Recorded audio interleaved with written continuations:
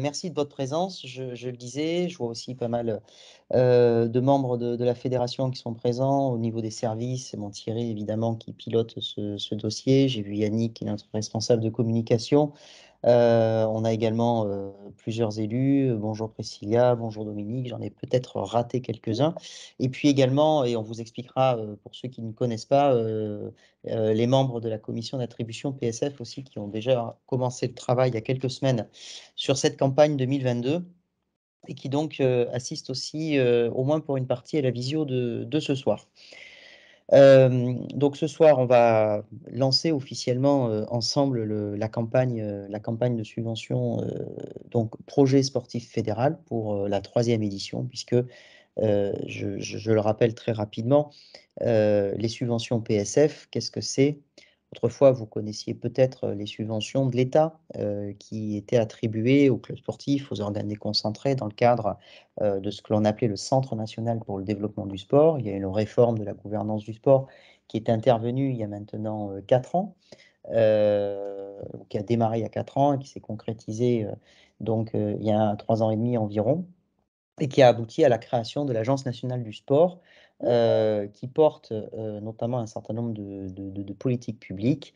Agence nationale du sport qui est composée, de représentants de l'État, de représentants du mouvement sportif, de représentants des collectivités territoriales chacun pour 30 et les 10 restants étant des représentants du monde économique dans le sport.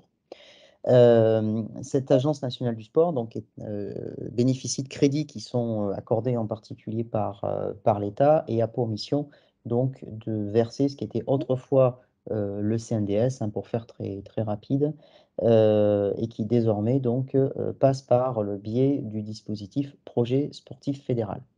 Il y a une évolution importante, hein, au-delà du changement d'organe, qui pilote cela, c'est qu'autrefois, le CNDS, le Centre national pour le développement du sport, avait un budget, national qu'il répartissait région par région et c'était après, sous l'autorité de chaque préfet, de déterminer, plus précisément des critères au sein de chaque région et de répartir entre les différents sports les crédits, les enveloppes régionales.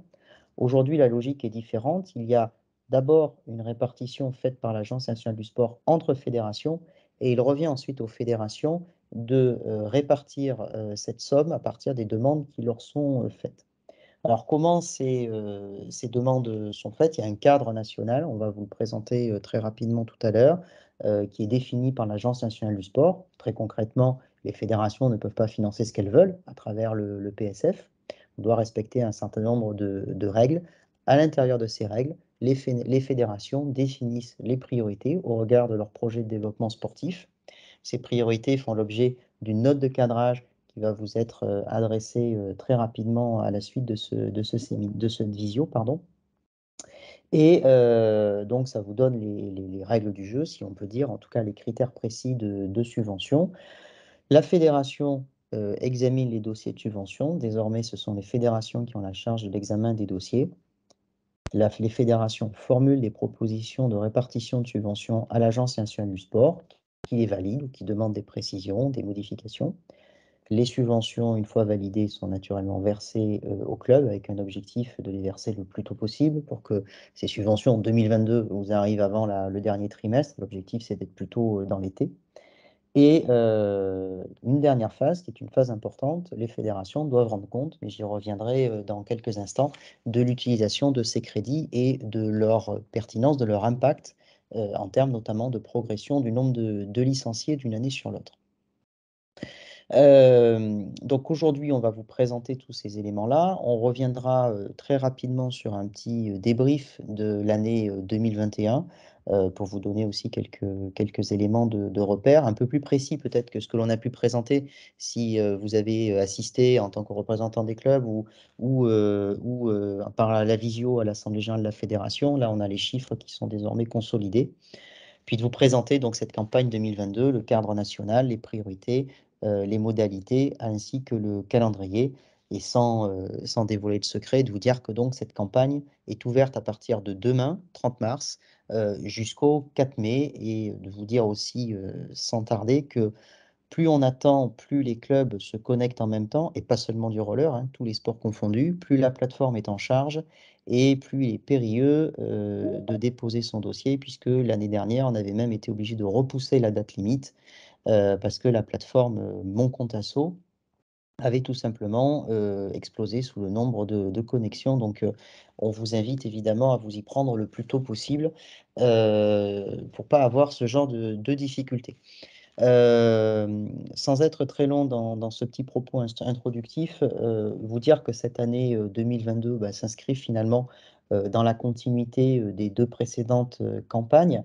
Vous ne verrez pas beaucoup de différences dans les critères donc de subvention. Tout simplement parce qu'il nous semble aussi important de vous offrir un cadre stable qui vous permette aussi de vous projeter dans le temps et sur du pluriannuel.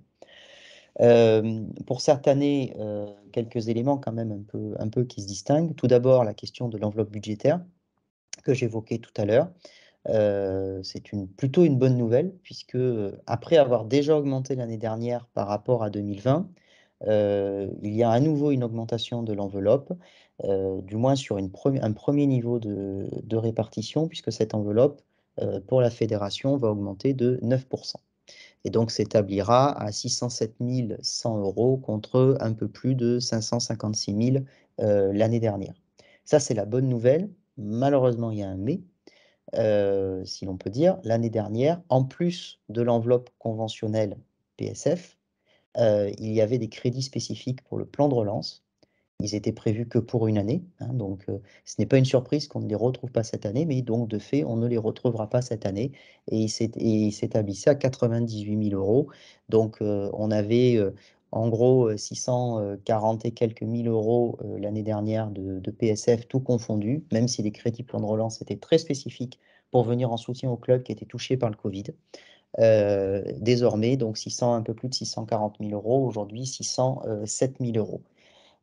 Toutefois, il y a encore une enveloppe complémentaire à répartir par l'Agence nationale du sport et donc on peut espérer, et en tout cas, c'est évidemment on y travaille, de bénéficier aussi de ce deuxième tour de répartition et donc d'avoir une subvention légèrement abondée par rapport aux 607 000 €. Mais pour dire les choses très concrètement, on n'atteindra très très probablement pas la hauteur des crédits exceptionnels qui étaient donc à ce titre versés que pour une année en raison de la crise sanitaire.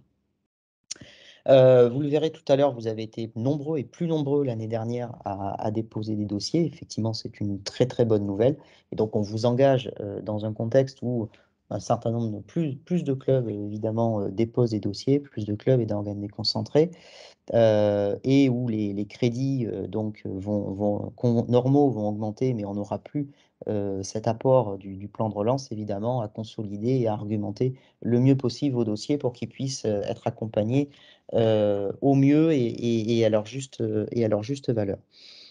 Euh, Vous dire aussi que, je le disais tout à l'heure, cette campagne de subvention, elle se déroule donc avec la possibilité pour les fédérations d'édicter des priorités, mais les fédérations n'ont pas la main totale sur l'édiction des critères. Je le disais tout à l'heure, il y a un cadre national que l'on doit respecter et surtout, il y a une évaluation. Il y a une évaluation, en fait, elle est double. Cette évaluation, vous devez d'abord la produire de votre côté, sur chacun des dossiers pour justifier de l'emploi des crédits. C'est pas une nouveauté, ça existait précédemment, sur le CNDS et ça existe dans la plupart des autres dossiers de subvention que vous pouvez déposer, donc rien de nouveau par rapport à ça. On doit justifier de l'emploi des crédits, publics, mais il y a une deuxième couche, si on peut dire, d'évaluation qui intervient et qui cette fois-ci donc, s'adresse aux fédérations puisque de manière consolidée, nous devons, justifier, de la pertinence du dispositif qui a été mis en place et de l'impact donc du versement de ces subventions sur un certain nombre de critères d'évaluation qui nous sont donnés par l'agence et notamment la progression du nombre de licenciés. Donc évidemment aussi, on regarde, l'élaboration de cette note de cadrage aussi par rapport à ces critères que l'on va devoir remplir dans le cadre de l'évaluation, étant entendu que la somme de l'enveloppe l'année suivante sera conditionnée, du moins pour une partie, à la satisfaction des critères d'évaluation 2022. Donc, bien évidemment, on a tout intérêt à réussir cette campagne pour pouvoir être là aussi sur une trajectoire d'évolution positive. Dernier point pour ne pas être long, pas plus long en tout cas, de nouveautés sur laquelle je voulais insister, c'est le contrat d'engagement républicain. Contrat d'engagement républicain, c'est, une nouvelle disposition qui était introduite, par la loi, et qui s'applique donc depuis le mois de janvier 2022. Toute association, qu'elle soit sportive ou pas, peu importe, qui bénéficie d'une aide publique, qui soit une aide publique financière ou par de la mise à disposition de matériel, de moyens en nature, doit signer un contrat d'engagement républicain. On vous montrera le document, on vous expliquera, finalement c'est assez simple. Il suffit ensuite simplement d'attester sur l'honneur que vous avez donc bien signé ce contrat, d'en faire communication à vos membres. Donc c'est une obligation qui est, pas, qui est réglementaire, mais vous devrez, lors du dépôt, et ne soyez pas surpris du dossier de demande de subvention PSF, cocher une simple case pour bien attester sur l'honneur que vous avez bien, ou que votre présidente ou président a bien donc rempli et signé ce contrat d'engagement républicain. Voilà. Sans être plus long, les quelques éléments un peu nouveaux que je voulais vous communiquer et puis vous dire évidemment, mais vous le savez que, on est à votre écoute et les services aussi de la fédération sont là pour, vous accompagner, dans cette campagne. Remplir les dossiers de subvention, c'est jamais un moment, tout à fait joyeux, mais évidemment nécessaire. Donc, bah, si vous rencontrez des difficultés, évidemment, Thierry, mais aussi toutes les équipes, de la fédération et toutes les personnes qui travaillent avec lui sur ce dossier sont là aussi pour répondre à vos questions, et on vous donnera aussi les coordonnées du service si vous ne les avez pas pour répondre à vos questions. Voilà en quelques mots un petit peu les nouveautés de cette campagne 2022. Voilà, je vais laisser la parole à Thierry pour entamer dès à présent donc cette présentation et puis revenir sur un certain nombre de points clés. Et puis évidemment, on aura la possibilité d'échanger. Vous pouvez poser des questions. Si vous en avez, vous n'hésitez pas déjà à les poser dans le chat. Et puis comme ça nous permettra de rebondir, de les prendre dès maintenant ou de les garder en tête si ça doit dérouler dans l'ordre du jour par la suite. Ok, merci, merci Stéphane. Donc, effectivement, on avait quelques questions qui sont arrivées dans l'inscription, pas beaucoup, mais quelques-unes, auxquelles de toute manière, là, je pense que la présentation va répondre. Voilà, mais n'hésitez pas à écrire vos questions dans le chat au fur et à mesure et on essaiera d'y répondre à la fin. Donc, pour revenir sur ce PSF, on va donc. Alors, attendez, il faut juste que mon ordinateur avance correctement. Voilà. Donc on va faire un petit point sur la campagne qui s'est déroulée l'an dernier et on va parler surtout de ce qui nous intéresse pour cette année. Alors comme l'a expliqué Stéphane, voilà, en chiffres et de manière un peu factuelle, l'évolution entre le CNDS 2019, le PSF 2020 et celui de l'an dernier 2021, avec effectivement une constante évolution, et ça c'est intéressant parce que, pour rappel, hein, le CNDS c'était vraiment dans l'autre sens et on était plutôt sur une baisse sur toutes les dernières années. Donc depuis qu'on est passé sur le PSF, on ne sait pas pour combien de temps, mais en tout cas on en profite, ça augmente avec l'an dernier ce plan France Relance qui nous a permis d'avoir quand même une somme de 98 000 euros en plus sur des actions spécifiques, mais quand même de l'argent qui est arrivé directement pour vos structures. Euh, je vous ai fait une petite répartition de ces mêmes chiffres. Donc ce sont les mêmes que vous aviez avant, mais avec la répartition entre clubs, comités départementaux et ligues, hein, donc du bas vers le haut, avec de toute manière une obligation qui nous est faite par l'Agence nationale du sport de respecter un minimum de répartition de 50% pour les clubs. C'est quelque chose voilà, qui nous est imposé dans tous les cas. Donc voilà, on n'a pas le moyen de déroger à ça de toute manière dans nos répartitions. L'an dernier, on avait une enveloppe de 56 600 qui a été répartie sur l'outre-mer.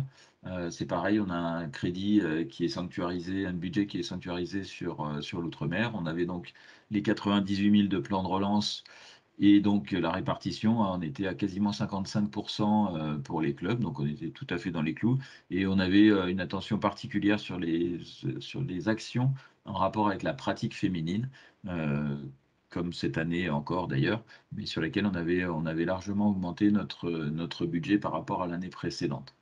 Alors très rapidement, parce que je ne vais pas vous abreuver trop de chiffres, la répartition, elle se fait de cette manière-là, avec vous voyez à gauche, on a eu, 1 704 365 € de demandes, donc on avait quand même eu déjà beaucoup de demandes l'an dernier, qu'on a donc nous, on avait notre enveloppe de 654 150, on a réparti l'intégralité de l'enveloppe, l'an dernier. Donc vous voyez, les montants, qui correspondent entre les demandes et à droite, le PSF accordé en 2021. Je vous ai fait ensuite un petit tableau avec, le montant moyen, alors en sachant que, un club peut demander jusqu'à 3 actions. Enfin, l'an dernier, c'était jusqu'à 4 puisqu'on avait mis 3 actions plus une dans le cadre du plan de relance, et pour les comités départementaux et les ligues, on était à 5 pardon, plus une.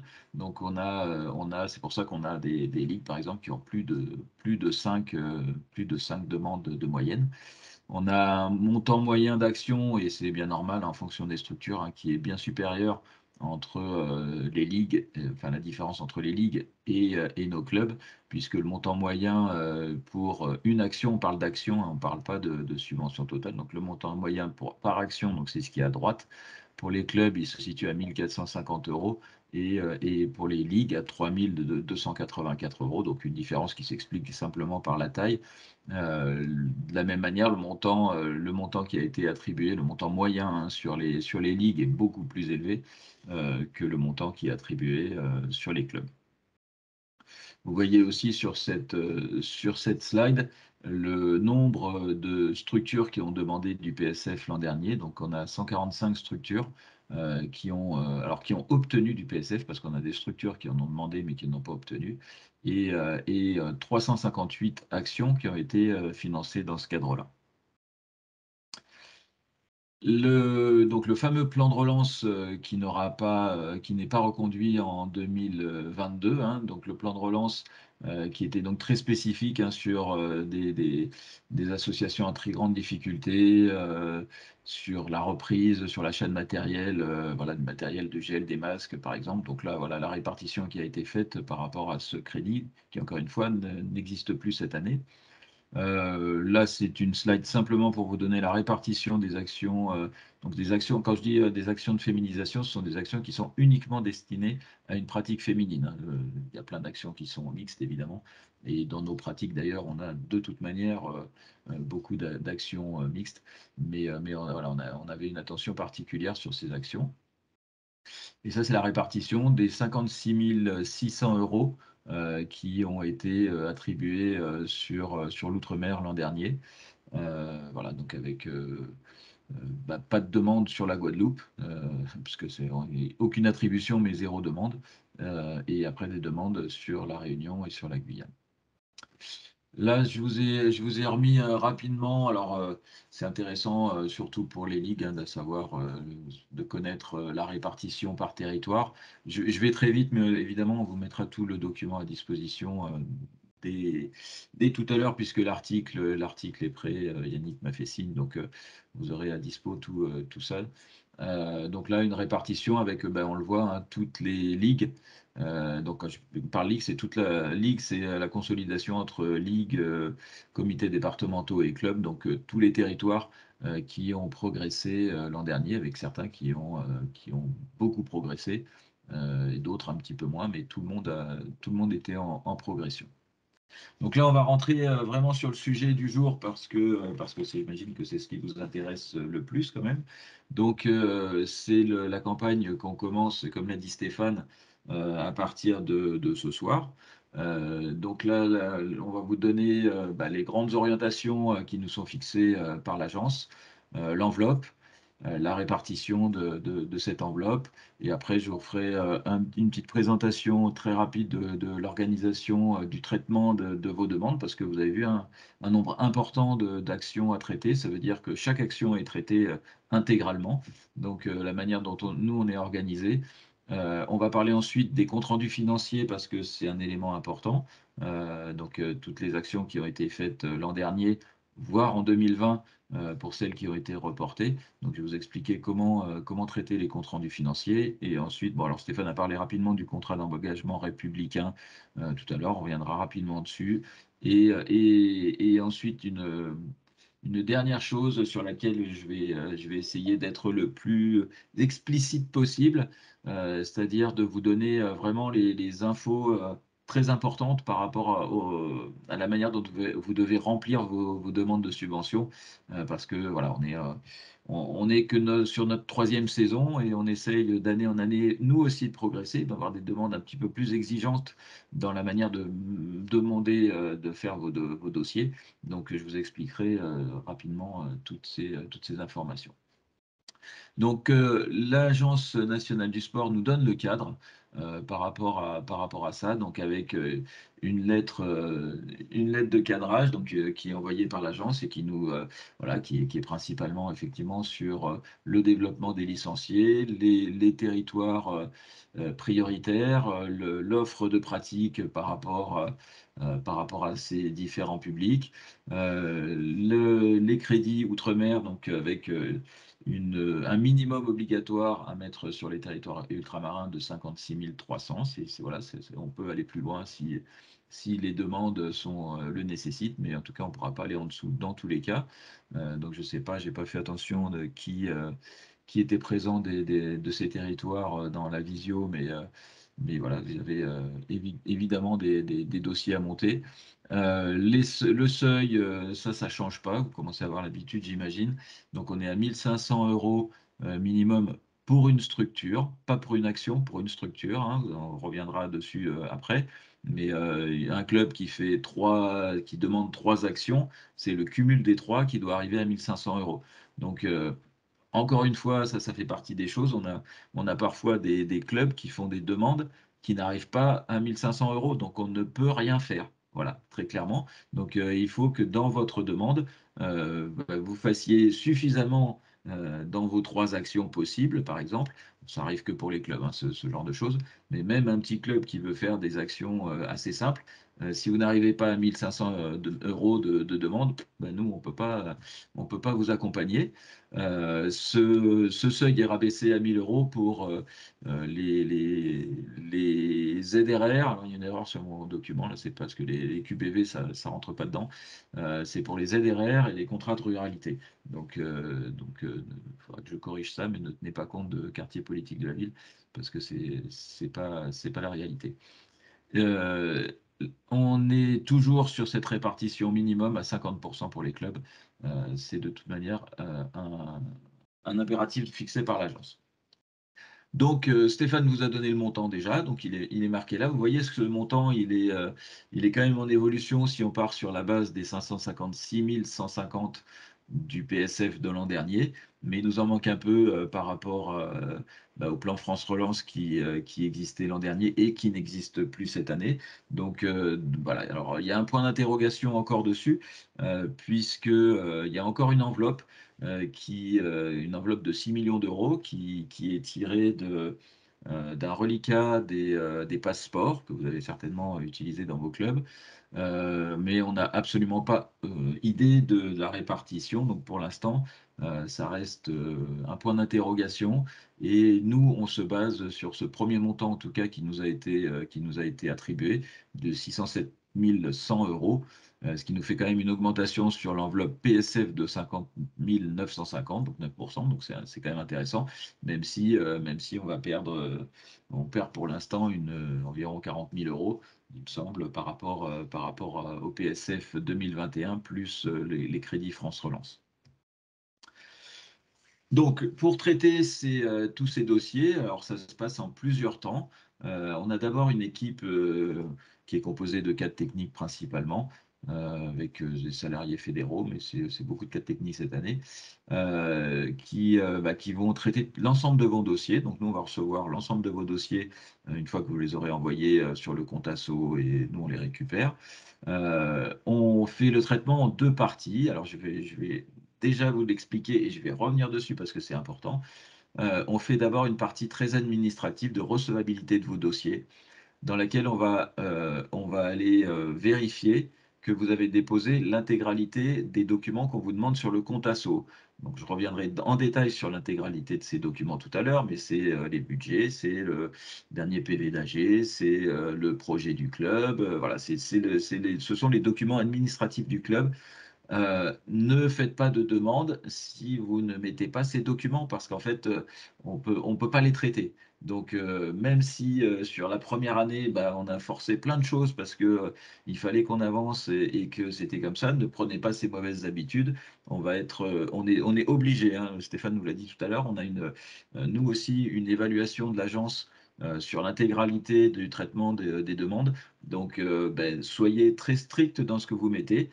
Si jamais, donc nous, on va faire le traitement de la recevabilité. Si c'est pas bon, on va tout vous renvoyer. Donc ça veut dire que surtout, ce qu'on vous demande par la suite, il faut les renvoyer parce qu'on ne pourra pas traiter vos dossiers tant que cette première partie administrative, et là j'insiste bien, c'est que la partie administrative n'est pas complète. Ensuite, on traite l'intégralité de vos demandes. Donc là, on va action par action. Donc tout est traité par des binômes qui ensuite consolident avec l'ensemble de l'équipe pour que bah, l'équipe technique puisse faire une première proposition à la commission d'attribution, donc là la commission de la fédération.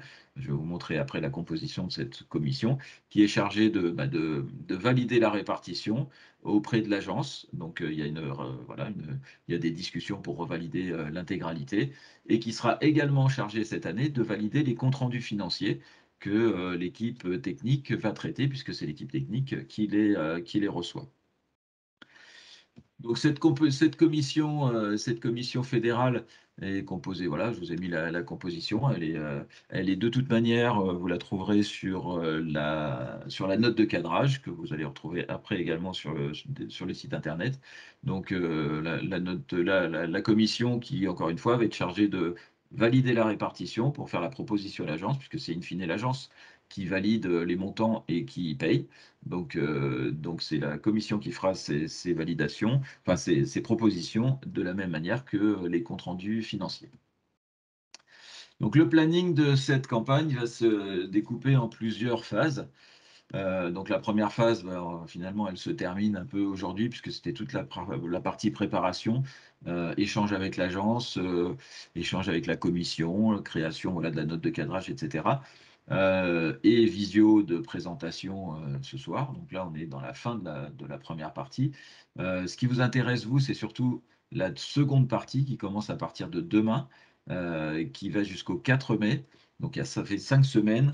Euh, Comme l'a dit Stéphane, n'attendez pas le dernier jour parce qu'on sait très bien que s'il manque un document, bah, c'est compliqué, ça peut poser des problèmes, ça peut empêcher d'aller au bout d'une demande. Donc ne perdez pas de temps, allez-y le plus vite possible pour mettre en place vos demandes. Ça nous permet aussi à nous de vous faire plus de retours si on constate qu'il y a des manques dans votre dossier. Une fois qu'on a passé la date du 4 mai, votre dossier il arrive et il restera tel qu'il est. Donc s'il y a des manques dedans, s'il y a des choses qui ne sont pas précises, c'est beaucoup plus compliqué pour vous. Donc faites les demandes voilà, le plus tôt dans cette période qui, encore une fois, commence demain, c'est le plus important. Au niveau technique, nous, on va commencer le traitement entre à peu près mi-avril et on ira jusqu'au 11 juin, puisque le 11 juin, on validera, donc la première partie technique sera validée, sera envoyée pardon, à la commission PSF, qui après va, jusqu'à la fin du mois de juin, bah, se réunir pour traiter la répartition, arbitrer et finalement va proposer au niveau de l'agence pour que le 30 juin, on valide l'ensemble et que ensuite tout soit traité par l'agence. Alors, Stéphane en a parlé tout à l'heure. Logiquement, les paiements, l'agence fait en sorte que les paiements soient faits le plus vite possible dans l'été. En général, c'est ce qui se passe. Maintenant, il y a toujours des petits problèmes. Il y a des RIB qui sont pas bons. Comme je vous disais tout à l'heure, les pièces dans votre dossier, nous, on peut pas voir si le RIB n'est pas bon. Par contre, si vous avez changé de banque, ben, au niveau du paiement, ça passera pas. Donc, ce sont des retards qui peuvent être influents pour vous. Donc, c'est pour ça que je vous dis l'importance de votre dossier administratif. voilà, ça c'est le dépôt. Donc on est bien d'accord, on est du 30 mars au 4 mai, hein, je vous l'ai remis parce que ça c'est l'élément important pour vous. C'est sur cette période-là que vous devez faire vos demandes.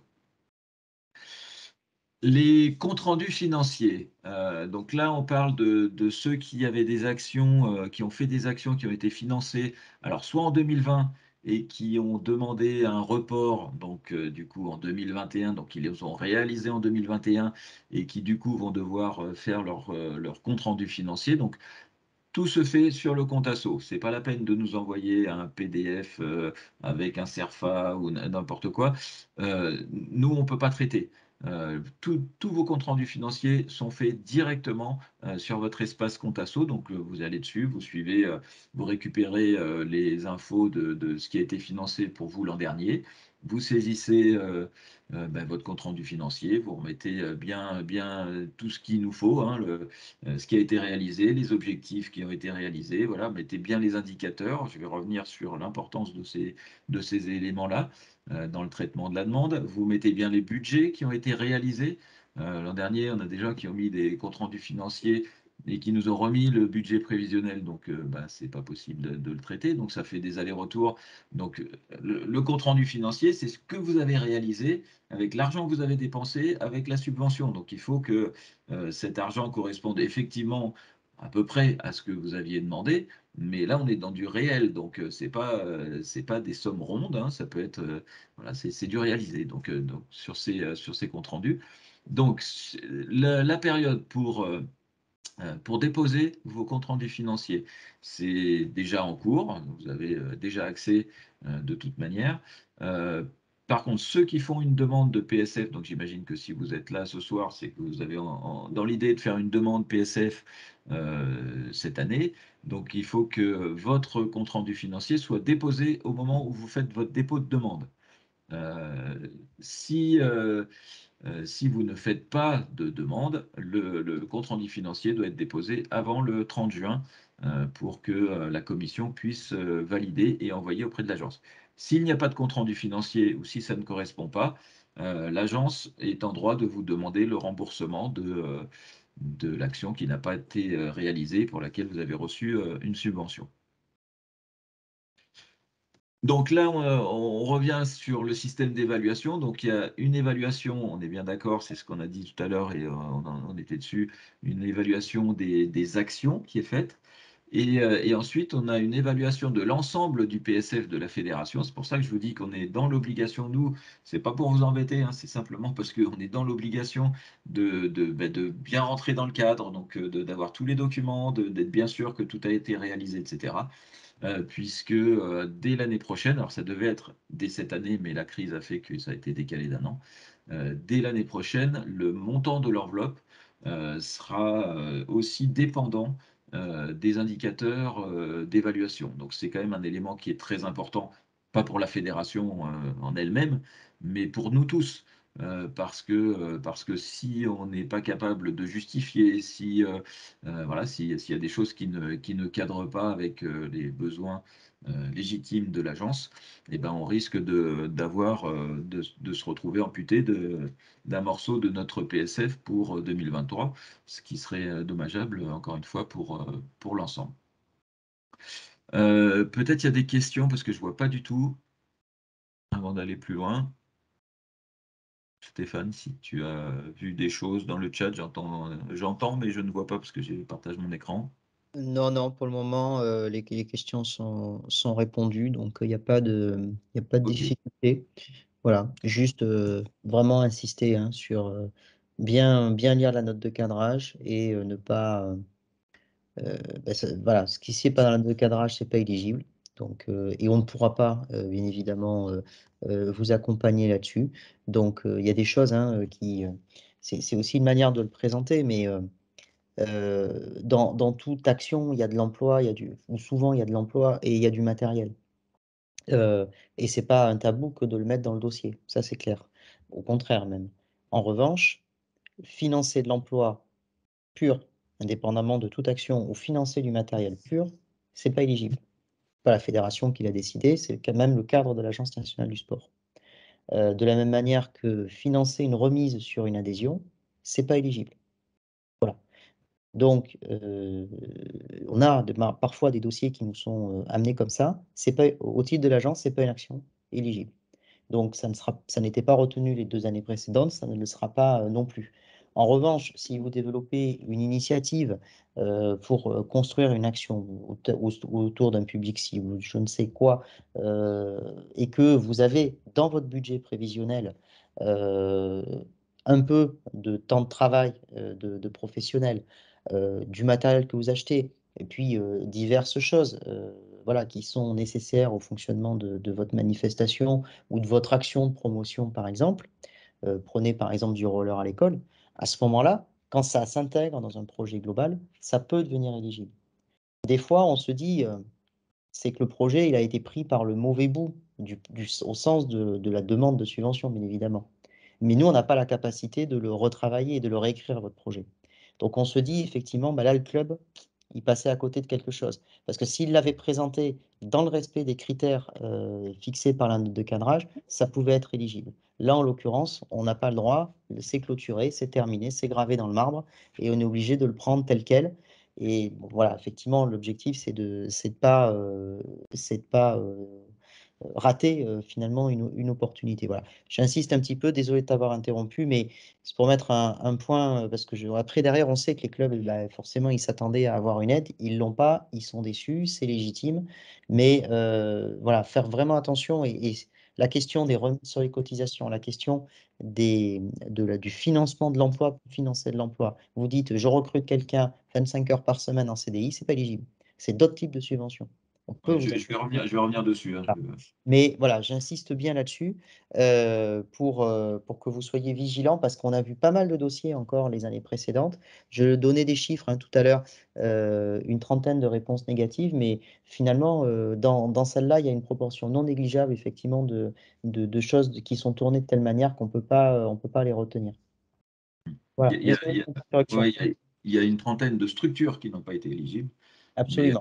Après, mais des actions, il y a aussi beaucoup d'actions qui n'ont pas été non plus éligibles, absolument. de structures qui ont eu quand même un financement, mais il y a énormément d'actions hein, on en Absolument. traite beaucoup plus que ça, et il y a énormément d'actions sur lesquelles on ne peut pas parce que c'est à côté.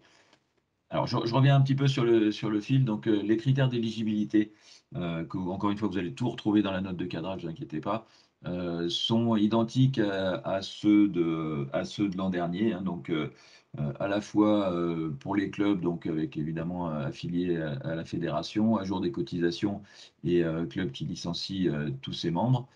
Et avec, voilà, donc là, pour les clubs qui ont eu du PSF sur les 2 dernières années, ben, on considère que l'éligibilité est automatique. Les clubs qui n'en ont pas reçu sur les 2 dernières années, ben, on est sur des clubs avec au minimum 30 licenciés parce que c'est de toute manière la barre que l'on avait mis pour les premiers. Et après, la possibilité ben, d'aller chercher les critères avec soit de l'emploi qui n'est pas forcément de l'emploi en CDI dans le club, hein, mais soit de l'emploi qu'on a à peu près valorisé à un quart de temps plein, soit pour des clubs qui ne sont pas employeurs, des clubs qui recrutent ou qui ont un taux de fidélisation au moins à 50%. Donc c'est quand même très très large par rapport à ça. Euh, ce qu'il faut retenir de toute manière, c'est que là, on parle de projet sportif fédéral et c'est vraiment quelque chose voilà, c'est le principe, de toute manière, c'est marqué dans le titre. Donc, c'est le principe. Ça veut dire qu'une association qui joue pas le jeu fédéral ne peut pas rentrer dans ce projet-là et de toute manière, c'est comme ça que c'est bien rédigé. Pour les organes déconcentrés, l'éligibilité, elle est un peu plus automatique, mais on a la possibilité, enfin, la nécessité d'avoir un projet de développement rédigé. Donc c'est un minimum. Alors on en a parlé samedi dernier avec nos organes déconcentrés. Hein, on reviendra encore dessus et je pense qu'on a du travail à faire dans ce domaine-là. Et ensuite de respecter les obligations fédérales, donc ben, de mener les AG, voilà. Donc finalement, ce que l'on vous demande aussi par rapport au reversement pour les organes déconcentrés.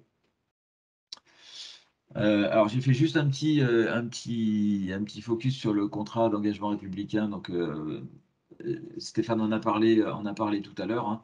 En gros, c'est un document que vous avez à signer, que vous avez. Alors Stéphane, si tu peux le mettre dans la lettre dans le chat éventuellement. Donc un document à signer qui va en fait qui engage le club, enfin la structure à respecter les principes de la République, qui du coup est obligatoire pour vous pour pouvoir demander une subvention. Donc, si vous voulez faire une demande de PSF, vous avez l'obligation de signer le contrat d'engagement républicain et donc un contrat qui est voilà, qui n'est pas réciproque, donc qui est savamment synalagmatique, mais qui, je veux dire, qui n'est pas réciproque. Ça veut dire que c'est pas les licenciés qui s'engagent dans ce contrat républicain, c'est vous qui vous engagez en tant que structure. Donc ce contrat tourne autour de plusieurs points, donc bah, de respecter les principes de la République, hein, liberté, égalité, fraternité, dignité des personnes. Donc là, voilà, ce sont des choses assez simples voilà, du respect de la laïcité évidemment de s'abstenir de toute action portant atteinte à l'ordre public. Voilà, donc voilà comme c'est écrit. Donc ça se manifeste dans vos structures, dans vos associations par le fait de devoir vous simplement le signer et en informer vos membres. C'est ce principe d'information qui se fait d'une lettre. Et dans le cadre de votre demande de subvention, c'est simplement une case à cocher dans votre demande sur le compte asso dans lequel vous attestez, alors c'est un engagement, hein, donc dans lequel vous attestez que vous avez signé cet engagement, ce contrat d'engagement républicain. Donc dans le cadre de la demande de subvention, ça va être simplement une case à cocher, mais il faut qu'au préalable, vous ayez effectivement rempli votre devoir. Alors, ce document, on vous le mettra en téléchargement depuis le site internet de la fédération. Là, les paramètres permettent pas de partager un fichier, Thierry, donc je peux pas l'envoyer aux personnes. D'accord, ok. Par contre, je vais l'envoyer à Yannick parce que je crois il est connecté, donc il va pouvoir, Oui, c'est il Yannick qui bien, enregistre. l'envoyer directement et vous l'aurez sur le site internet dans quelques minutes. Et par rapport à une question qui était posée, donc on le signe avec qui? On le signe avec personne, hein, puisque c'est le principe, c'est, un contrat donc synalagmatique, c'est très, très savant comme mot. Donc vous le signez vous-même, vous vous engagez tout simplement à respecter cela. Ce qui est demandé aussi, parce que c'est ce que prévoit la loi, c'est que normalement, le ou la présidente qui signe le document doit le porter à connaissance également, de ses membres en disant: «Voilà, le club, par bon, le fait que j'ai délégation de signature, donc a signé et s'est engagé à respecter les principes républicains». Voilà. Donc concrètement, hein, c'est quoi? C'est une mesure qui sert, le cas échéant, s'il y a des manquements à une collectivité, à couper et avoir des voies de recours pour couper, notamment, des aides, pour des structures qui donc ne respecteraient pas les règles qu'a décrit, Thierry. Voilà, et on vous le met donc en lien dans quelques minutes. Ok, alors donc là on va terminer cette présentation avec quelques slides sur voilà, des points très importants pour vous pour remplir votre dossier de demande de subvention, des points sur lesquels hein, j'en ai parlé avant. Nous on va être évalués. Donc on ne pourra pas laisser passer des choses, c'est pas qu'on vous aime pas, hein, mais c'est qu'on n'a pas le choix. Donc c'est simplement que voilà, il y a des choses à respecter, il y a et donc il faut rentrer dessus. Donc par rapport à, évidemment, mon document ne veut plus avancer ici. Donc par rapport à ce que je vous disais tout à l'heure, donc sur la première partie qui est très administrative et qui concerne simplement votre structure sur le compte asso. Alors il y a un guide qu'on a mis également, alors on va tout vous mettre sur un article que Yannick mettra en ligne dès la fin de la visio. Vous allez retrouver ce document, donc le guide Le compte asso, faire une demande PSF, dans lequel vous avez ben, un certain nombre de documents à remplir voilà, pour créer votre espace. Mais que ce soit pour demander du PSF, mais aussi pour n'importe quelle autre demande de subvention, puisque de toute manière aujourd'hui, vous êtes obligé de passer par le compte asso ben, quasiment, je pense, toutes vos demandes de subvention, sauf si ce n'est pas encore en cours dans tous les territoires, mais je pense pas, je pense que là, on y est quasiment. Donc il y a des éléments incontournables là-dessus, donc les statuts, la liste dirigeants. Alors, il y a des choses qui peuvent être mises à jour. Donc, prenez le temps quand même, quand vous retournez, si vous avez déjà fait une demande sur le compte asso, que vous avez un espace, prenez bien le temps. Je vous prenais l'exemple tout à l'heure des relevés d'identité bancaire. Tous les ans, il y a des structures qui doivent recevoir leur subvention, je ne sais pas, en octobre ou en novembre, alors que les autres ont été payés en juillet ou en août, simplement parce qu'ils n'ont pas fait la mise à jour de leur relevé d'identité bancaire. Nous, on ne peut pas le voir, ça. Donc, on ne va pas vous renvoyer. Si, oui, s'il n'y a pas de relevé d'identité bancaire, ben, on vous retoque et on vous demande d'en déposer un. Si vous en avez déposé un, mais qu'il n'est pas, qu'il n'est plus à jour, il n'y a qu'au moment où la subvention est versée, revient à l'agence, il nous demande, on est obligé de refaire des recherches pour vous retrouver et vous demander de les modifier. Donc, il y a peut-être quelques-uns d'entre vous à qui c'est arrivé. Mais en tout cas, voilà. Donc, il y a des choses, c'est simplement de la mise à jour, mais c'est très important. Et après, il faut effectivement les derniers rapports d'activité. Donc, c'est les derniers PV de vos assemblées générales. Nous, on le vérifie. Si vous nous mettez un PV d'il y a 3 ans et que vous n'avez pas fait d'assemblée générale pendant 3 ans, eh ben, votre dossier de demande de subvention ne peut pas être recevable. Vous ne pouvez pas faire une demande de subvention si vous ne respectez pas ces principes minimums par rapport à votre association. Donc, sur les budgets, c'est la même chose, et sur le projet associatif, c'est la même chose. Alors, on a parfois des structures qui font partie d'un club omnisport. Voilà. Euh, alors, vous pouvez mettre le projet du club omnisport, mais nous, ce qui nous intéresse aussi et surtout, c'est votre projet à vous. Donc, si vous êtes une section d'un club omnisport, ben, vous avez c'est un projet associatif de votre section. Donc, vous pouvez cumuler les deux, il n'y a pas de souci, mais il faut au moins et au minimum que vous mettiez votre projet associatif. Donc, cette première partie-là, c'est pour ça que je vous engage à rapidement ben, déposer vos demandes sur le compte asso, parce que ce travail, alors, dès qu'on s'en aperçoit, ça vous est peut-être arrivé, hein, on vous renvoie parce que une fois que vous l'avez envoyé, vous n'avez plus accès, hein, vous l'envoyez sur Osiris, donc nous on le récupère sur la plateforme qui s'appelle Osiris, c'est là qu'on traite les dossiers. S'il y a un manque, on est obligé de vous le renvoyer, donc on vous renvoie tout votre dossier pour que vous puissiez mettre à jour les documents qui vous manquent. Donc ces allers-retours font perdre du temps, donc ne traînez pas, encore une fois, pour faire vos demandes. Et j'insiste, on ne pourra pas, petit à petit, on nous demande vraiment de devenir de plus en plus rigide par rapport à ça. Donc, soyez précis dans ce que vous mettez par rapport à ces documents. La- le cadre de cette demande de PSF, alors que vous allez retrouver dans la note de cadrage, évidemment, donc il y a bien le dépôt des comptes rendus financiers hein, de 2020, éventuellement si vous avez fait des reports l'année dernière, et de 2021 ou de 2021, ça dépend de ce que vous avez, mais en tout cas, vous devez faire vos comptes rendus financiers. Si certaines structures n'ont pas eu la possibilité de mettre en place leurs actions 2021, il reste une possibilité de report cette année. Alors, bah, voilà, si ça n'a pas été fait, bah, vous avez quand même la possibilité cette année de faire une demande de report. Mais encore une fois, il faut faire la demande. Et cette demande, c'est pas je ne fais rien et du coup il y a un report. Si vous ne faites rien et que vous ne nous répondez pas, et il y en a qui il a fallu qu'on court un petit peu derrière, mais c'est comme ça. Si vous voulez faire une demande de report, il faut l'acter. Donc ça, c'est encore une fois, vous allez sur votre compte asso et c'est du compte asso que vous faites votre demande de report. Ne rien faire, ça ne marche pas. Il y a pas la case. Donc, dans tous les cas, vous avez une action à mener. Le code de la subvention PSF-FFRS, c'est le 1442. Ne vous trompez pas, mais c'est comme ça depuis 3 ans maintenant. Donc, si vous avez déjà fait, vous avez l'habitude. On traite tout au niveau national dans la fédération. Il y a des fédérations qui sont un peu plus importantes que nous et qui le traitent au niveau des régions. C'est pour ça qu'ils ont plusieurs codes. Donc, attention, les codes des régions existent, mais celui à utiliser, c'est uniquement le 1442. Si vous déposez une demande de subvention. Je vois Evelyne là par exemple, si elle la dépose sur l'Occitanie, alors je ne connais pas le code Occitanie, je ne vais pas vous le donner de toute façon, on ne pourra pas le traiter. Donc faites bien attention à déposer sur la demande fédérale. Vous ne devez faire qu'un seul dossier par structure. D'accord.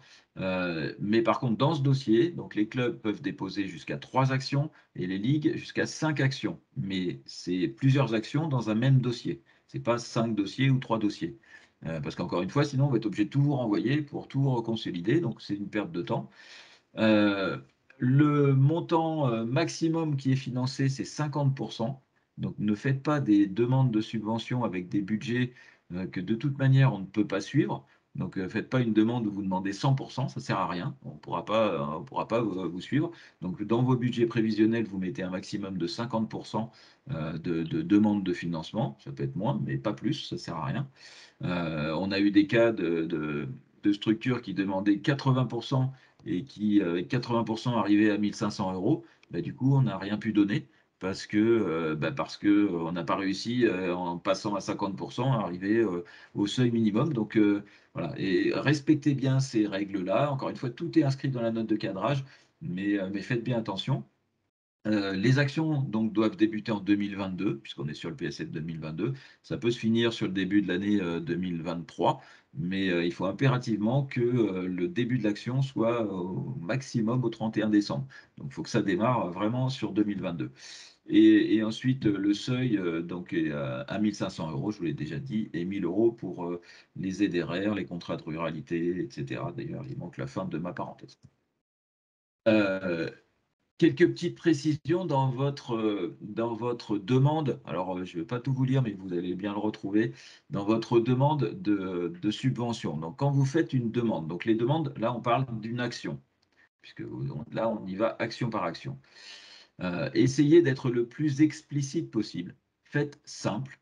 C'est pas la peine de faire un texte qui fait 25 pages.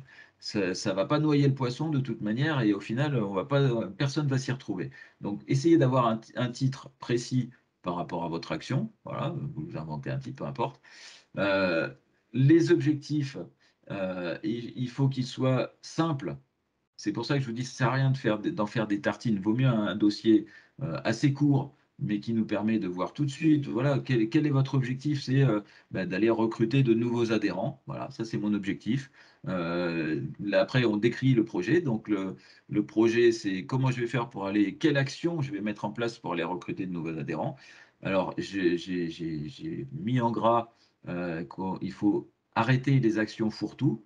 C'est-à-dire que me mettre je vais faire une opération de recrutement là, puis finalement aussi un déplacement là, et puis en fait, on comprend plus rien. Et au final, on peut rien financer parce que nous, ce qui nous intéresse, c'est dans notre traitement, on regarde votre projet, l'action que vous voulez mettre en place, faites très simple. Les indicateurs que vous allez pouvoir mettre qui vont nous permettre d'évaluer l'action, d'accord? S'il y a de tout, on ne peut pas savoir en fait. Et au final, comme le disait Stéphane par exemple, il prenait tout à l'heure un exemple où on nous dit bah, il nous faut un peu de matériel. Alors je vais revenir après sur la slide suivante sur du matériel, mais il nous faut un peu de matériel et puis que il y en a tellement qu'on se dit bah non, mais en fait ils vont acheter du matériel et puis il ne se passera rien. Donc c'est pas ça en fait. Mettez-vous à la place des gens qui traitent les dossiers. Soyez simple. Je veux faire une action de recrutement. Ben, je veux aller dans un quartier, dans ce quartier. Je veux, voilà, si j'ai ciblé cette tranche d'âge, je veux les moyens que je mets en place, ça peut être mon éducateur. Donc il peut y avoir une partie du salaire de l'éducateur. Ça peut être du matériel parce qu'il va me falloir acheter des skates parce que c'est une opération où je veux aller recruter des gamins pour faire du skateboard. Il va me falloir, je sais pas moi, un peu de matériel pour organiser ça. Il va falloir que je communique. Il va falloir, voilà. Donc, mettez ce que vous avez, voilà, mais ne mettez pas de tout. Ça sert à rien. Voilà. Et dans l'évaluation, essayez vous avez créé votre action. Dans l'évaluation, vous allez vouloir savoir combien de jeunes vous avez réussi à recruter par cette opération, combien de jeunes vous avez touchés par l'opération, voilà, combien ont participé et sont rentrés dans ce dispositif. Voilà, c'est des choses assez simples finalement qui permettent pour nous voilà, de savoir ce que vous voulez faire et de se dire bah ouais ça vaut le coup parce que on sait on va mettre en place dans un quartier, voilà, je vais sur mon action là, mais bon, peu importe, ça peut être sur n'importe quel autre élément. Voilà, alors je reviens sur les grandes erreurs à éviter pour qu'on donne le plus d'impact possible à notre PSF, parce qu'encore une fois, c'est vraiment ce qui nous est demandé et c'est là-dessus qu'on est attendu. Donc le projet asso, c'est pas votre action, c'est pas une action. Donc votre projet asso, il peut être très bien, mais ne nous recopiez pas le projet asso dans une action, ça n'a aucun sens. Le projet asso, il est multiple, l'action, elle est cadrée et elle est simple. D'accord? Donc je ne reviens pas sur l'exemple que je vous ai donné avant, mais c'est vraiment ça. On ne peut pas suivre en fait un projet sur lequel on ne sait pas précisément où ça va. Donc après, on a voilà, les frais de gestion. Alors j'ai mis un exemple, hein, les frais de gestion d'une équipe ou d'une école de patinage, ou ça marche pas. On n'est pas sur du fonctionnement, on est sur du projet. Donc très clairement, voilà, le fonctionnement ou alors le fourre-tout dans lequel on sent que finalement le PSF va servir à payer les déplacements d'une équipe, ça peut pas fonctionner, c'est complètement hors cadre et on ne peut pas suivre. Pour le matériel, c'est pareil, donc on n'est pas sur des demandes équipement, c'est très clair. Donc si vous avez envie de refaire les balustrades de votre terrain de hockey, c'est pas là, ne venez pas faire de demande là-dessus. Je dis parce qu'on a des exemples, on a fait que 2 années, mais on a eu 2 années des exemples comme ça, le terrain, les filets, tout ça, c'est pas ça. Par contre, il peut y avoir besoin de petits matériels encore une fois, pour mettre en place votre activité. Je reprends l'exemple de mon activité, j'ai besoin de skate, et de protection pour aller la mettre en place, ou voilà, on a beaucoup de demandes par rapport à l'éducation nationale, j'ai besoin de matériel pour aller dans les écoles, j'ai besoin d'aller, voilà, je peux prendre l'exemple complet, hein, d'aller faire des cycles dans une école, payer mon éducateur, payer un peu de matériel, payer un peu de déplacement pour le faire, payer, voilà. Ça, on peut rentrer là-dedans. On a une limite dans ce petit matériel de 500 euros euh, 500 euros hors taxe par matériel. Donc on n'est pas, voilà, on a de quoi acheter du matériel pour la pratique qui va servir à l'action. Encore une fois, ne mettez pas une action, j'achète du matériel, ça passera jamais. Par contre, mettez votre action dans laquelle vous avez besoin de matériel pour fonctionner. Il n'y a pas il y a pas de souci par rapport à ça. On a les moyens de pouvoir accompagner ce genre de choses. L'emploi, pareil, hein, on finance pas de l'emploi, donc demandez pas la mise en place d'un salarié, ça n'a pas de sens par rapport à ça. On peut vous accompagner pour ce genre de choses, parce que c'est traité dans les DRAGES via les PST, les projets sportifs territoriaux. Donc il n'y a pas de souci si vous voulez faire appel à nous pour qu'on vous accompagne dans l'emploi et dans la professionnalisation. Voilà, il y a aucun problème. Mais par contre, ça n'a absolument rien à voir. Monter un emploi, c'est pas le PSF. Voilà. Le PSF, c'est de l'action, c'est du terrain. Ce sont des choses que l'on met en place par rapport à ça. J'ai terminé. Je sais pas, j'ai peut-être des questions. J'ai pas du tout regardé s'il y avait des questions, s'il y a des manques. Voilà. On en est à 1 heure, c'est bien déjà. On a une question sur le projet associatif. Où est-ce qu'on peut se procurer un projet associatif? Alors, on a fait passer il n'y a pas très longtemps, alors il y a une plateforme qui a été mise en place qui permet d'accompagner ce genre de choses. Alors, je n'ai pas le lien comme ça tout de suite, mais je ne sais pas, Stéphane, si tu l'as avec toi. Le Euh, CRDLA? ouais, tout à fait. Normalement, c'est référencé ou c'est en cours de référencement, sur le site de la fédération justement Oui, mais on peut le rajouter aussi dans dans le l'article, chat. mettre une petite note là-dessus, je me le marque. Je vous mettrai le lien. Il y a une plateforme qui a été faite sur laquelle la fédération a collaboré par l'intermédiaire de Marie sur voilà, tout un tas d'informations qui permettent de monter le projet, voilà, essayer de voir. Alors, il y a beaucoup de choses. Il y a un moment où il ne faut pas se perdre non plus trop, mais il y a des choses assez simples d'expliquer si on reste sur le premier niveau et qui peuvent permettre à toutes les associations d'avoir les moyens de mettre en place son projet. Alors, il y a aussi une note sur le site internet de la Fédé, puisqu'on avait aussi mis en place des choses par rapport à ça. Donc, vous cherchez sur la petite loupe, projet associatif et vous allez tomber sur la note sur le site internet. Encore une fois, si vous avez des demandes de ce type-là, vous n'hésitez pas. Alors là, je vous ai mis l'adresse par rapport à tout ce qui concerne le PSF, hein. C'est une adresse dédiée qui est psf@ffroller-skateboard.com. Mais par contre, dans toutes ces demandes sur le projet associatif, n'hésitez pas à contacter Ressources et Développement. Donc voilà, Stéphane, si tu mets aussi, je sais pas, je dois t'écrire. Mais l'adresse ressources et développement, donc je pense que vous la connaissez tous maintenant. On peut aussi vous donner des infos si vous avez des questions. Il ne faut surtout pas hésiter en fait à nous contacter pour ce genre de choses. Alors, on a une question. S'il y a un refus de dossier, est-ce qu'il y a l'explication qui arrive avec? Alors, dans toutes les demandes sont traitées. Sur toutes les demandes, on émet un avis qu'on envoie à l'agence du sport.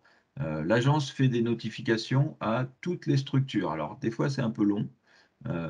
Du coup, on a fait aussi, nous, on a fait aussi comment dire, un, un retour et des notifications l'an dernier.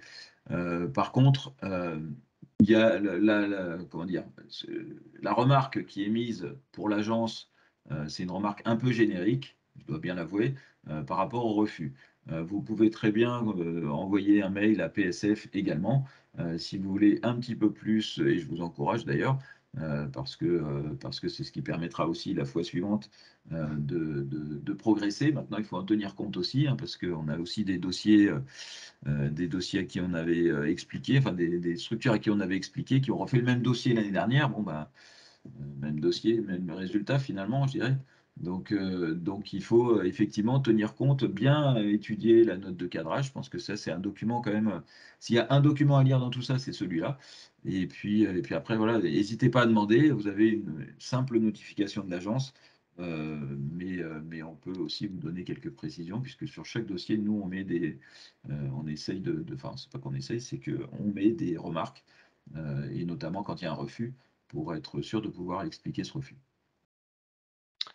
Alors, on a une question, mais qui nécessite, à la vôtre. Donc, non, je suis perturbé parce que il y a un morito là qui circule sur la visio, donc donc oui, championnat de France de bol, est-ce que si on dépose, 3 dossiers, on a, 3 fois plus de subventions? Non, non. Bien évidemment pas. C'est pas au nombre d'actions. Chaque action, donc est évaluée. Au total, ça doit faire au minimum, donc ça a été dit, 1 500 €, sauf si on est en zone de revitalisation rurale ou en quartier politique de la ville où ce seuil est rabaissé à 1 000 €. Non, c'est que ZRR, Stéphane. Ah, les QPV sont plus dedans? Ah, autant pour Non, moi. non, non, c'est que Heu, ZRR, donc que les ruralité. ZRR et donc du coup, chaque dossier ensuite est évalué en fonction de son budget propre. Étant entendu que donc comme le disait, Thierry, on ne peut pas aller au-delà du maxi de subventions pour chacun des dossiers. Mais non, un seul dossier, c'est une action, donc ne gâchez pas un seul projet pardon, c'est une action. Donc ne gâchez pas, à la limite, si on peut dire, vos possibilités de déposer des actions. Si vous avez 2 autres actions, qui sont potentiellement éligibles dans le club, n'hésitez pas à ce moment-là à les positionner, voilà, elles pourront être examinées en complément. David, tu m'appelleras pour ça et pour d'autres choses. J'ai besoin de discuter avec toi. Ok, ça marche, merci. J'ai une question. Vas-y, Les vas-y. Vas-y. championnats de France, ça fait partie du PSF? Oui. Oui. Alors, on n'a pas eu de chance hein, jusque-là parce qu'on n'en a pas beaucoup financé, puisque ceux qui ont été demandés en 2020 ben, n'ont pas eu lieu, donc on ne pouvait pas financer des choses qui n'avaient pas lieu. Donc là, on n'a pas, voilà, et 2021, ça n'a pas été beaucoup mieux, donc cette ligne-là n'a pas été beaucoup utilisée en fait pour le moment. alors, je ne vous ai pas mis dans la présentation parce que moi, je préfère insister sur la méthode, mais tous les axes de cette campagne PSF sont détaillés dans la note de cadrage pour les clubs, pour les comités départementaux, pour les ligues, parce qu'on n'a pas tous les mêmes critères. Et en plus de ça, vous avez une note, donc vous allez tout retrouver sur l'article qu'on va mettre sur le site, une note avec le détail pour les clubs, encore une fois, pour les clubs, les comités départementaux, avec des indicateurs, avec voilà, ce que vous pouvez mettre dedans. Donc, prenez bien connaissance de tout ça pour pas faire des actions à côté de ça, quoi, tout simplement.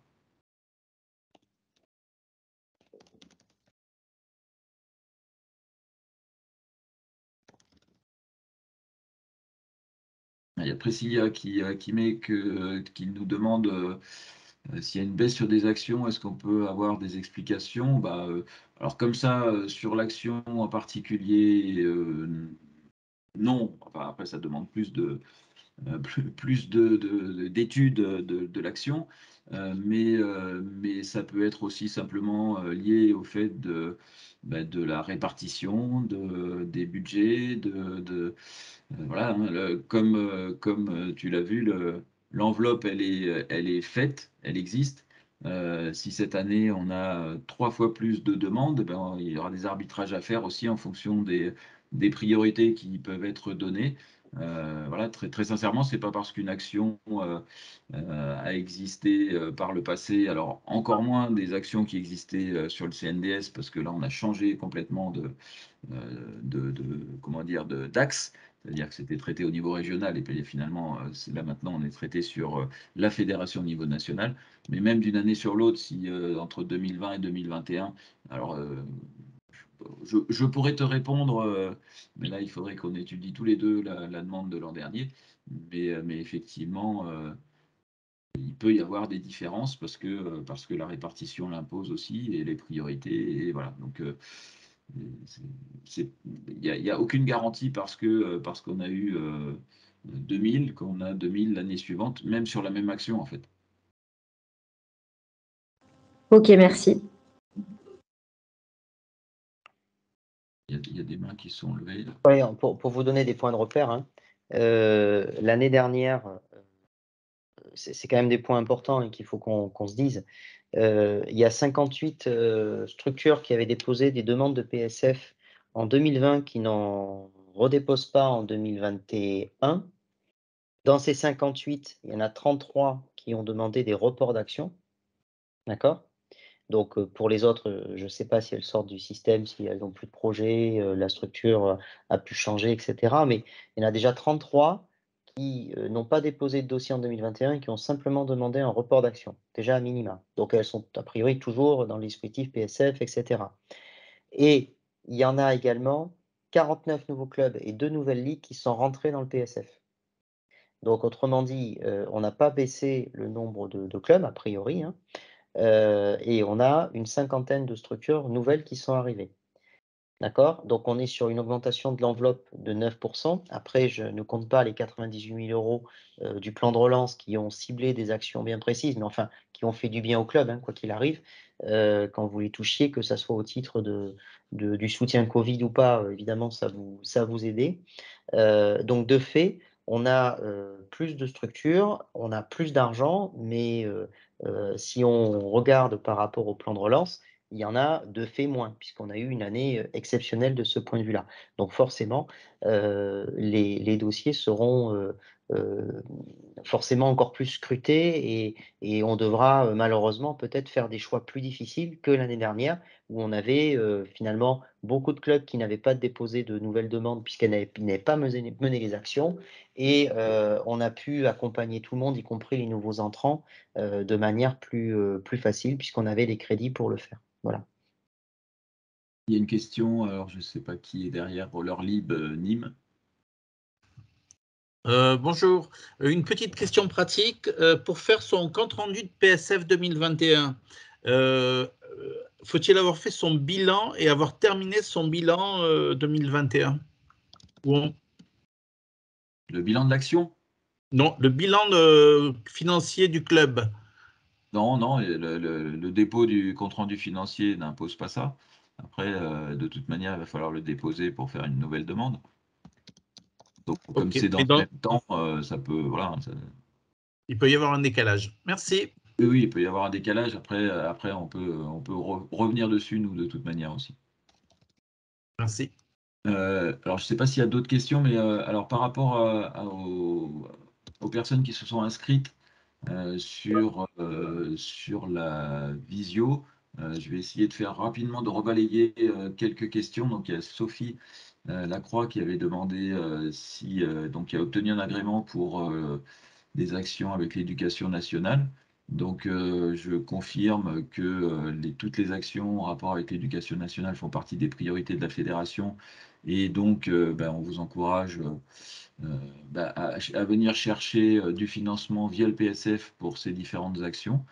Donc, voilà, la réponse est oui, effectivement.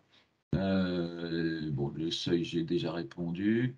Le remboursement des licences, non, ça rentre pas dans les projets, c'est pas un projet en fait en soi. Donc il n'y a pas de possibilité plus que les autres années. Bon, après, je pense que j'ai répondu. Excusez-moi, je relis en même temps. Mmh. Euh, alors, il y a François Morvan, je ne sais pas si François est là. Donc il y a une partie de l'argent du PSF qui n'a pas été utilisé, mais qui le sera ou qui l'a été dans le premier trimestre 2022. Donc il n'y a pas de souci. En fait, les actions de PSF 2021 peuvent courir sur le début 2022, si j'ai bien compris la question. Donc dans le compte-rendu financier, il peut effectivement y avoir de l'argent et des actions qui continuent sur le début de l'année 2022. Tout à l'heure, on avait une question aussi, enfin pas tout à l'heure, mais dans les inscriptions, est-ce que les actions liées à la trottinette, rentrent dans le cadre des subventions PSF? Oui, oui, bien sûr, sans difficulté. Et j'en profite pour, vous rappeler aussi, puisque c'était déjà une disposition, de l'année dernière, que dans le cadre de la note de cadrage, donc sur les actions éligibles pour les clubs, vous retrouverez donc, sous l'intitulé, développement de la pratique, c'est, je ne sais plus exactement, je crois que c'est là sous élargir l'offre de pratique, le 6e item, il y a création d'une école de skateboard, roller ou trottinette dans un skatepark. Autrement dit, ça s'adresse à quoi? À qui plutôt cette action? C'est notamment à des clubs qui sont présents. Aujourd'hui, on a beaucoup de skateparks en France. OK, certains sont de mauvaise qualité, bien sûr, mais enfin, voilà, on a quand même, un certain nombre de skateparks que l'on peut exploiter et on n'a pas forcément de club en face. Donc il y a 2 options, soit, il y a un club de roller, de trottinette, de skateboard destiné à utiliser ce skatepark qui l'utilise. La deuxième option, c'est il y a un club, déjà préexistant de roller, trottinette ou de skateboard et qui est en capacité d'ouvrir une section pour aller investir ce skatepark et l'objectif, c'est bien aussi cela à travers cette action, de financer donc des clubs qui vont créer une section, et d'ailleurs qui soient des clubs de roller et qui mettent de la trottinette ou du skateboard ou inversement, peu importe, que ça soit en tout cas un club qui ouvre une section, en roller, en skateboard ou en trottinette sur skatepark. Donc ça fait partie des actions qui sont éligibles et qui sont, pointées aussi comme prioritaires à travers le PSF. Donc j'espère que ça répond à la question. Je ne sais pas si, la personne qui avait posé cette question, est présent, mais en tout cas, voilà, c'est quelque chose qui peut être tout à fait, accompagné et même encouragé. Alors, ouais, il y a François, je reprends les questions, donc, qui dit que si. Mais alors, je comprends pas bien, c'est la même question à laquelle j'ai répondu tout à l'heure. Donc, si nous n'avons pas tout utilisé sur le PSF 2021, que nous utilisons le reste pour cette année, du coup, cette année, nous souhaitons demander un report sans demande en 2022. Mais est-ce que cette utilisation, elle est déjà active ou elle est proche? François peut préciser.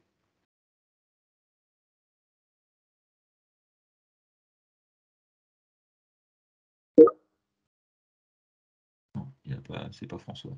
On en a perdu, oui. Bon, je sais pas, mais là, si l'action est en cours sur 2022, je répète ce que j'ai dit tout à l'heure, il faut la faire passer, il faut faire le compte-rendu financier lors de la demande et pas faire de report, puisque l'action aura été faite. Il y avait une autre question qui avait été posée d'ailleurs par François Morvan aussi. Voilà, donc il nous précise, en gros, la Et moitié si va être utilisée utilisé en en 2022 avant le 30 juin, il faut le faire passer sur 2022. Voilà. Il faut faire un compte rendu financier et éventuellement refaire une demande sur 2022. Ça, c'est possible. S'il n'y a pas de demande, encore une fois, les comptes rendus financiers, de toute manière, c'est jusqu'au 30 juin, donc il n'y a pas de souci. Ensuite, il y avait une autre question qui avait été posée aussi par François Morvan, qui posait la question de la labellisation. Depuis 2021, on a complètement dissocié la labellisation du PSF. Pour plusieurs raisons. La labellisation avait été largement revue et posée comme un prérequis pour être éligible au PSF. On y a mis un terme en 2021 et on va relancer là sur 2022 un nouveau dispositif de labellisation des clubs qui sera beaucoup plus conforme à ce qu'il était par le passé, puisque on sait que les clubs y étaient attachés. Ils sont toujours visiblement, puisque c'est vrai qu'on a aussi pas mal de sollicitations, que ça permet de valoriser, l'action, des structures également. Donc, ça sera remis, mais, sans lien, direct avec le PSF. On a Priscilla qui lève la main. Non, bah, c'est bon, c'était pour tout à l'heure. Du coup, par rapport à ta remarque sur les clubs qui ont des skateparks et qui ont besoin de créer des activités, bah, moi, j'ai le cas inverse. Comment on fait pour les clubs qui ont eu le skatepark rasé, quoi. Donc, voilà, je ne vais pas développer notre cas, mais nous, on a réussi à mener nos actions de recrutement, mais ça n'a pas pu se concrétiser parce qu'on n'est pas allé jusqu'à la possibilité de mettre en place des créneaux parce que le skatepark, il est rasé. Donc, on est passé de plus d'une centaine de licenciés à 20 licenciés, quoi. Donc, on essaye de trouver des moyens possibles pour redynamiser le club, mais ces moyens demandent des fonds importants, puisque des modules itinérants, ça coûte de l'argent. Voilà, donc là, le club se pose vraiment la question sur l'activité roller. Oui, mais oui, la question des équipements, elle est prégnante, hein. Ça pourrait être d'ailleurs un skatepark comme une salle. Malheureusement, des fois, c'est vrai qu'il y a pas mal de structures qui perdent l'accès à un équipement, que ce soit un accès extérieur, un équipement extérieur ou à une salle. Après, évidemment, ça rentre pas dans le cadre du PSF qui finance, des projets et des actions sportives. La commune peut bénéficier d'aide. Je ne sais pas quel est le cas particulier et quels sont les projets de cette collectivité, si c'est de recréer un skatepark ou pas. Mais en l'occurrence, effectivement, là, au niveau du PSF, le problème est entier, mais le PSF n'apporte aucune solution, aucune réponse à ça, puisque c'est pas son objet. Ouais, ouais. Non, après, de toute façon, on avait proposé des actions de recrutement qui avaient fonctionné, mais après, c'est sûr, pour passer à l'engagement de la licence avec prendre des cours à l'année, c'était plus compliqué. Donc, c'est-à-dire que l'action a pu se réaliser. Donc, dans le bilan, on va avoir donc un bilan qui est quand même positif en termes d'atteinte des objectifs. Mais l'indicateur ne sera pas corrélé. L'indicateur, c'est la prise de licence, il ne sera pas corrélé avec le fait que l'action a bien été positive. Voilà. Oui, après, les indicateurs ne sont pas forcément toujours liés au nombre de licenciés, mais en fonction de l'action aussi, au nombre de personnes qui peuvent être touchées par l'activité, voilà, à qui on a fait pratiquer. Il y a aussi derrière les demandes de l'Agence du sport, effectivement, le nombre de licenciés, ça c'est une valeur très forte, mais aussi d'augmenter le nombre de pratiquants de toutes les disciplines, donc de mettre les Français au sport. Donc on n'est pas que sur de la licence à tout prix, c'est pas le seul indicateur qui existe pour nos actions.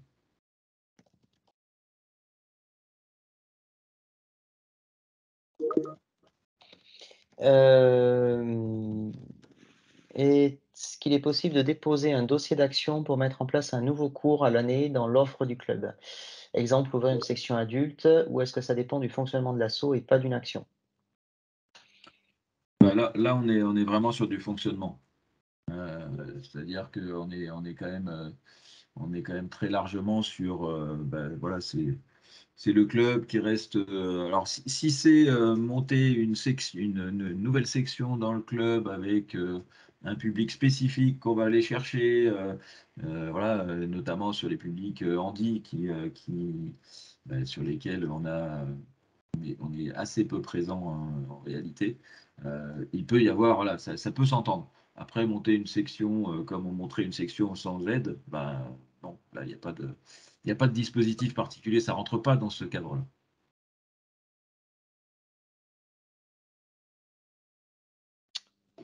Je ne vois plus de questions. Voilà, ça fait bientôt 1 heure et demie qu'on est ensemble.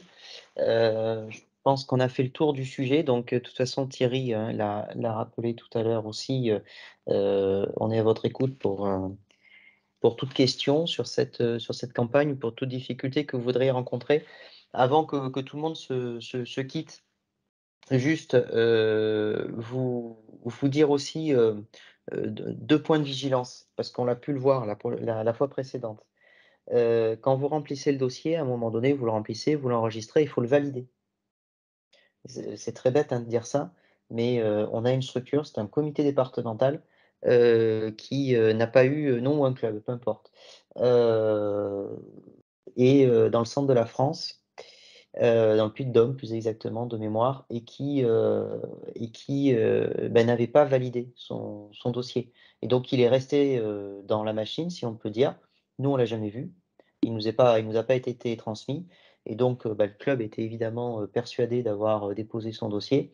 Nous, n'ayant pas connaissance de son existence, évidemment, personne ne s'est inquiété de quoi que ce soit. Et puis, au moment de l'attribution, ne voyant rien arriver, forcément, s'est manifesté. Et c'est en faisant des recherches sur la plateforme Osiris que l'on a pu savoir que le dossier était toujours en instance de traitement. En fait, il n'avait pas été validé et donc envoyé. Deuxième chose, il y a un autre type de subvention qui existe, c'est le projet sportif territorial. Ce n'est pas le projet sportif fédéral. Alors les intitulés proches peuvent prêter à confusion. Ça a été notamment des sources de confusion de clubs l'année dernière qui ont cru déposer une demande de PSF et qui en fait ont demandé une subvention au titre du PST. Alors, les critères du PST sont très différents et portent essentiellement sur de l'aide à l'emploi et les danses aquatiques. Donc, a priori, les danses aquatiques, ça ne va pas trop vous concerner. Donc, les confusions seront moins importantes certainement, mais vous risquez à un moment donné, quand vous êtes sur mon compte asso, vous choisissez la subvention. Si vous prêtez pas attention et que vous choisissez le mauvais, vous allez vous retrouver avec des critères et des choses très différentes de ce qu'on a vu ce soir. Et donc, c'est aussi une source de confusion à garder à l'esprit. Voilà. Et dernier point, on a aussi des clubs qui ont déposé le bilan de l'année précédente sans renouveler la demande de subvention et sans forcément voilà, comprendre la manip. Et voilà, donc ils ont déposé et puis pensant que ça allait générer quelque chose par la suite où on allait leur demander les actions 2022 ou quelque chose de ce type et qui donc du coup n'ont pas demandé de subvention, qui font peut-être partie notamment des 58 moins 33, 33 qui avaient demandé des reports. Et donc, voilà, c'est aussi des petits écueils, des questions un peu de manipulation de la plateforme, mais qui ont pu, pour certains, voilà, les induire en erreur et leur faire rater le coche du PSF 2021. Voilà, donc soyez vigilants. Et puis, sur ces mots, je crois qu'on a fait le tour des sujets. Donc, merci à toutes et tous. Merci d'avoir participé. Merci à Yannick et Thierry pour être présents ce soir et puis pour le travail accompli et à accomplir aussi. Et puis, je vous souhaite une bonne soirée. Merci beaucoup. Bonne soirée.